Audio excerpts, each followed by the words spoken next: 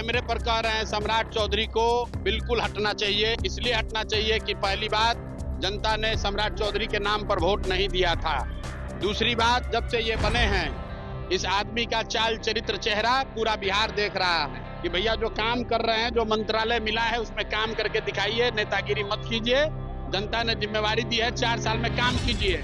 बिहार की राजनीति में चुनावी सरगर्मियां लगातार तेज होती जा रही हैं। इस बीच जनसुराज अभियान के सूत्रधार प्रशांत किशोर ने बांकीपुर में जनसभा को संबोधित करते हुए जीत का दावा किया और अपने राजनीतिक विरोधियों पर जमकर निशाना साधा।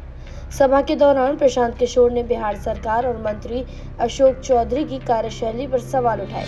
उन्होंने कहा कि जनता अब बदलाव चाहती है और आने वाला चुनाव विकास, शिक्षा, रोजगार और सुशासन के मुद्दों पर लड़ा जाएगा।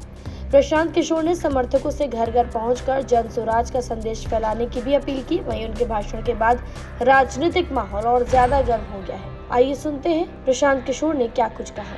भाई, लोगों ने मन बना लिया है। जो नवंबर 2025 में गलती हुई है, इस बार बिहार के सबसे प्रबुद्ध और समृद्ध मतदाताओं ने ये तय कर लिया है कि जो नवंबर 2025 में 10-10 हजार रुपए में का लालच देकर जो सरकार ने वोट खरीदा है और सरकार बनी है, उसका हिसाब बांकीपुर में चुकता किया जाएगा। निश्चित तौर पर यहाँ भाजपा हारने जा रही है और जब भाजपा हारेगी तो सिर्फ कोई यहाँ नया विधायक नहीं बनेगा, बिहार में एक नई राजनीति की शुरुआत होगी। कौन? अशोक चौधरी ने फिर से शुरू किया। सर्वदलीय नेता बहुत दिन के बाद बोले हैं। मूर्छित होकर कितना दिन से गिरे हुए थे। मंत्रिमंडल में दूसरे तीसरे नंबर से लुढ़कते लुढ़कते 10 पर पहुंच गए हैं। फिर बोलेंगे तो अब पता चला कि इस बार अगली बार मंगल पांडे की तरह मंत्रिमंडल से बाहर हो जाएंगे।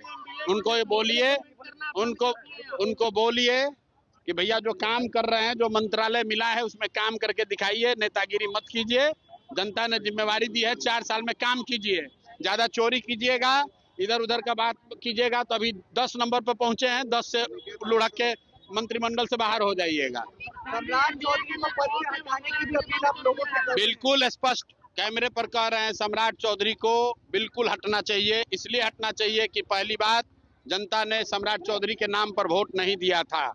दूसरी बात, जब से ये बने हैं, इस आदमी का चाल चरित्र चेहरा पूरा बिहार देख रहा है।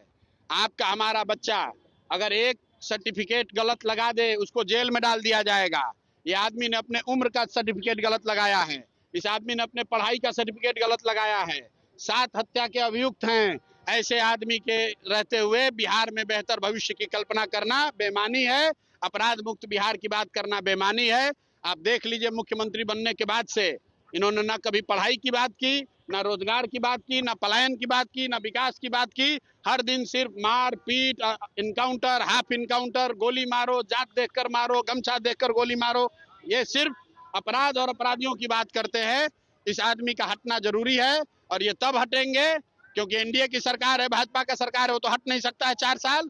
लेकिन अगर मुख्यमंत्री बदलना है तो सबको मैं अपील कर रहा हूं कि आप बांकीपुर में जब भाजपा को हराइए, भाजपा का नेतृत्व अपने आप इनको हटाएगा और हम लोग, अगर बिहार का भाग्य अच्छा हुआ तो भाजपा का ही सही, लेकिन कोई अच्छा आदमी मुख्यमंत्री बने।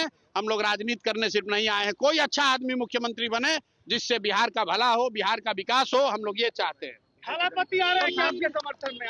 आवाज हमारे समर्थन में बांकीपुर की जनता है, बिहार की जनता है, लोगों का आशीर्वाद है, किसी को आने की जरूरत नहीं है। बांकीपुर की जनता काफी है, वो अपने लिए भी इंसाफ करेगी और पूरे बिहार में जो अन्याय हुआ है 2025 नवंबर में, उसका भी हिसाब सूद समेत पूरा करेगी। जी हाँ, अब सबकी नजर इस बात पर टिकी है कि बांकीपुर की यह चुनावी हुंकार आगामी विधानसभा चुनाव में कितना असर दिखाती है और प्रशांत किशोर को आखिर इसका क्या कुछ जवाब मिलता है। फिलहाल जानकारी में इतना ही। खबरों के लिए सब्सक्राइब करें भारत एक्सप्रेस।